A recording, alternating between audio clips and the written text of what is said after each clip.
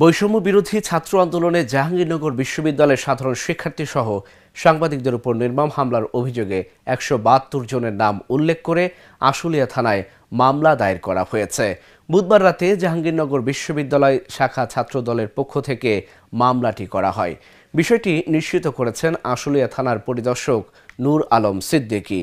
জাহাঙ্গীরনগর বিশ্ববিদ্যালয় শাখা ছাত্রদলের পক্ষ থেকে জানানো হয়, ১৪ থেকে ১৭ জুলাই বিশ্ববিদ্যালয়ের সাধারণ শিক্ষার্থী সহ সাংবাদিকদের ওপর নির্মম ও পৈশাচিক হামলা চালায় নিষিদ্ধ সংগঠন ছাত্রলীগ।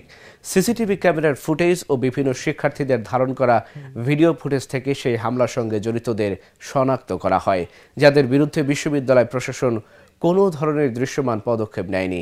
তাই সাধারণ শিক্ষার্থীদের দাবির পরিপ্রেক্ষিতে বিশ্ববিদ্যালয় শাখা ছাত্রদলের পক্ষ থেকে ১৭২ জনের নাম উল্লেখ সহ ৩ থেকে ৪০০ জনকে অজ্ঞাত আসামি করে মামলা করা হয়। সাধারণ শিক্ষার্থীদের দাবির প্রেক্ষিতে বাংলাদেশ জাতীয়তাবাদী ছাত্রদল জাহাঙ্গীরনগর বিশ্ববিদ্যালয় শাখার নেতৃবৃন্দ জাহাঙ্গীরনগর বিশ্ববিদ্যালয়ে 14 থেকে 17 জুলাই সাধারণ শিক্ষার্থীদের উপরে যে পৈশাচিক এবং নির্মম হামলা চালিয়েছিল, সে হামলায় জড়িত যারা সরাসরি অংশগ্রহণ করেছিল সেই সব ছাত্রলীগের সন্ত্রাসীদের বিরুদ্ধে বাংলাদেশ জাতীয়তাবাদী ছাত্রদল জাহাঙ্গীরনগর বিশ্ববিদ্যালয় শাখা একটি মামলা রুজু করেছে আশুলিয়া থানায়।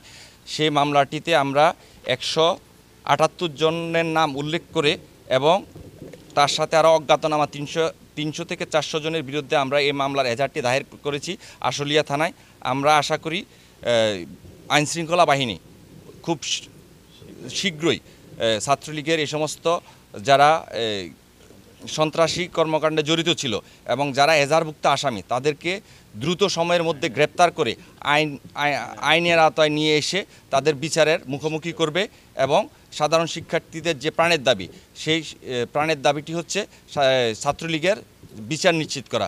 আমরা আশা করি আইনশৃঙ্খলা বাহিনী দ্রুত সময়ের মধ্যে ছাত্রলীগের সন্ত্রাসীদের গ্রেপ্তার করে আইনের আওতায় নিয়ে আসবে বলে আমরা বিশ্বাস করি।